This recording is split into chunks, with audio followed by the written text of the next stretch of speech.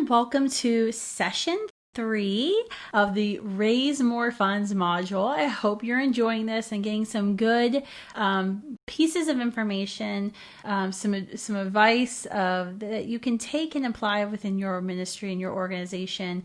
Most of these tips came at great expense to me over the years, so hopefully you don't make the same mistakes I did and can learn from all of my failures. Okay, so now we're going to talk about the third step in this fundraising journey map. Check your attitude. All right, so we're talking about passion, right? We've done 3 things on passion. What's their why, your donor's why, your why. Developing your pitch and your story brand. We've talked about that. Now we're talking about checking your attitude. This is really, really important. As I mentioned in the previous session, supporters are going to give if you're passionate. You don't have to have the most savvy fundraising materials, slick fundraising materials with the amazing graphics, and you don't need to have that. If you have passion and you have a plan and they know you're hardworking, you've got a plan, you know how to measure your results, folks are going to give to you. Your supporters are going to be excited to give to you. But they're only going to do it if you've got a good attitude. So going back to John Maxwell, I talked about this in the Achieve More Results module about the 21 irrefutable laws of leadership and John Maxwell's writings over the years. John Maxwell talks a lot about your attitude. Your attitude determines your altitude. That is so true. If I think about every staff member that I've ever had to let go of, at Students for Life, it hasn't been because of a performance issue. No. If someone had a performance issue, that always could be corrected. That could be mentored or coached. Team members who were let go, and we had to let go, sadly, it was always an attitude issue. Attitude is the number one thing. So this is really, really important.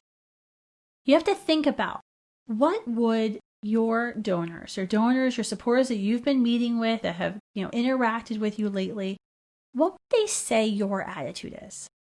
Would they say you're a glass half empty, or would they say you're a glass half full? Because if you're a glass half empty person, which I have to fully admit, I'm a pretty negative person. I'm always thinking about, when something happens, what's that person's real motivation? Why are they doing this? I'm very critical. But when I go and when I meet with some of our supporters and I'm telling them about what we're doing, I'm not giving them all the dirt on some, negative comment that was passed along to me or that I heard third party that someone said about our organization, or I'm not going to talk about how tired I am and exhausted I am and how I've missed my children. And, I'm not going to go into that. I'm going to talk about what we're doing, what excites me every day, what gets me, motivated to get out of bed at 2 a.m. or stay in my office until 4 a.m. working on a project. I'm going to talk about that. I want them to know that our organization, we're going places. We've been places and we're going to continue to go places, right? I think this is very, very important. I have some very dear friends who I know what their problem is when they meet with major givers and potential major givers. It's the attitude. The attitude turns the prospective supporters and even the current supporters off from giving, because as I've gone over before, who do major supporters invest in? They invest in you. They invest in the person who's there asking them for the funds, for the leader that they've met. And if you're coming to them with a negative attitude of how terrible it is, how you're so behind on this goal, you're gonna have to cut all your programs down, they're not going to want to give to a sinking ship. And fundraising is called sinking ship mentality, right? Every once in a while you can send out a letter talking about, a very real threat that you have, that maybe you have to shut down a program because it hasn't been raising funds. But you have to be very, very careful with the language of those letters. I actually don't send those letters out. I know others who do. And they can be effective. They can raise you a lot of money. But at the same time, you basically have just told all your supporters that you can't raise the funds that you know you need to raise for an amazing program that's supposed to be so awesome, that's transforming lives. Well, if it's so awesome, why haven't you been able to find the supporters to support that? See, once again, I'm critical. That's how my brain goes. But check your attitude. Are you burned out? Or are you still excited about what you do? Are you excited about the problems you get to solve? The current, COVID-19 crisis that we've been going through in America. I actually got excited about the possibility of transforming our organization, of not being able to rely on something we've been doing for years, but having to think outside of the box. I'll be able to use that opportunity of being home, not only to make more cookies and play Barbies more with my children, but to be able to be creative and problem solve and do things I never could do if I was still traveling 4 days a week on an airplane. I was excited by that. I wanted to work the 20-hour days because I wanted to see progress on that. Are you excited for what you do? If you're not excited for what you do, to be honest with you, I don't know if you should go and talk to major donors. I am not too sure you should get up on stage at your event and ask for money. If you're, and we all go through seasons like this of just, feeling overwhelmed, feeling just the pressure of it all. If that's you and that's the season you're going through right now, you need to find someone else who can deliver that message for you while you kind of regroup and get yourself back mentally to where you need to be. And that's another question. What team members do you have? What volunteers do you have? What board members do you have who are the most passionate? Who can display that passion? Who are positive? Who are gritty? They're willing to, fly to Dallas, have the meeting, and drive 5 hours to Houston and have another meeting in the same day. What team members do you have that are loyal? So something I mentioned in the last session, I just briefly mentioned about the average kind of lifespan of an MGO, a major gifts officer, a lot of DC organizations is 18 months. That's a huge problem. Because when you think about how supporters give to you, when you transfer, you hire someone to be your major giving officer to go and build relationships with all of your major supporters. You transfer that relationship, and then that person only works for you for 18 months, and then you have to go and retransfer the relationship either back to you or to someone else.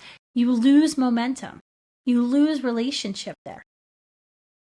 So when you're thinking about who on your team can start meeting with supporters, they don't have to be seasoned fundraising pros. In fact, I actually now have team members who don't do fundraising, meeting with supporters regularly.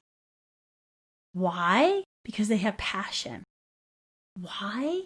Because they have a story. They personally have a story that can demonstrate their success. So I know they don't have to be the most seasoned fundraising pro to go into these meetings. All I know is if they go into a meeting and display their passion and give their story, which shows how we're uniquely positioned, how we solve the problem we've set out to solve, I know the supporter will increase their affinity to the organization and hopefully their gifts. So think about what team members that you can help you in this. It doesn't, like I said, it doesn't have to be, we have to hire a high-paid major giving officer and we can't do that. If you don't have the funds to hire an MGO, set folks out from within your organization. Give everybody 5, 15 donors that they are responsible for building a relationship with, meeting with. Give them a training, a 1-day training, heck, a half-a-day training. Give them some confidence. Most of the time, it's just building up their confidence level that they can do it, that they don't have to be afraid. And to be honest with you, that actually may be more beneficial for you than hiring an MGO, someone who might have that seasoned fundraising skills, but might leave you in 15, 18 months when a higher paid opportunity comes by because they don't have loyalty. They don't have the loyalty that your other team members do.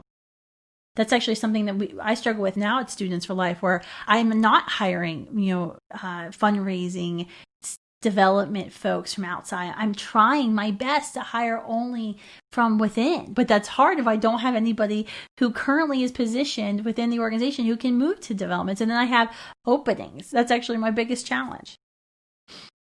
Another thing about attitude, and if you've gone through the Achieve More Results module, I talk about this a lot in the first session of nurturing nonprofit networks. Check your attitude about, are you willing to work with like-minded organization niche? Major donors, especially, want to see organizations they support working together. They do not like the feeling that if they give to one organization, the other organization is going to be angry with them, that they're in competition with each other. They don't like that. What they want to see is they want to see their dollars maximized for the most potential, right? The most change that they can create. And that maximization can come from partnerships. Partnerships can be a powerful thing. And you might think that partnering with organizations or saying, telling me to support her, oh, we're partnering with this organization. I realize what might be going through your head. You might think, well, if I admit I have to work with this other organization, that means my organization isn't big enough or strong enough to handle this problem and I had to call in backup. I know that's what you may be thinking, but that's not what they're thinking. They're thinking, wow, this is an organization that does not want to reinvent the wheel, that knows what their niche is, knows what another organization's niche is, and they're going to maximize my contribution, my impact that I'm making.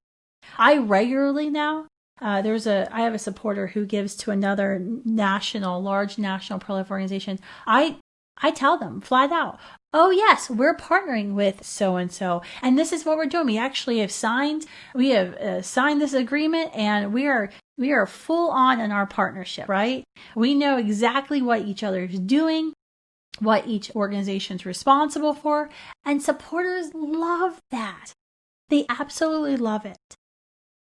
So don't be afraid to partner with like-minded organizations. I know the fear that's going through your head, but that's that scarcity complex that we talked about in the Achieving More Results module.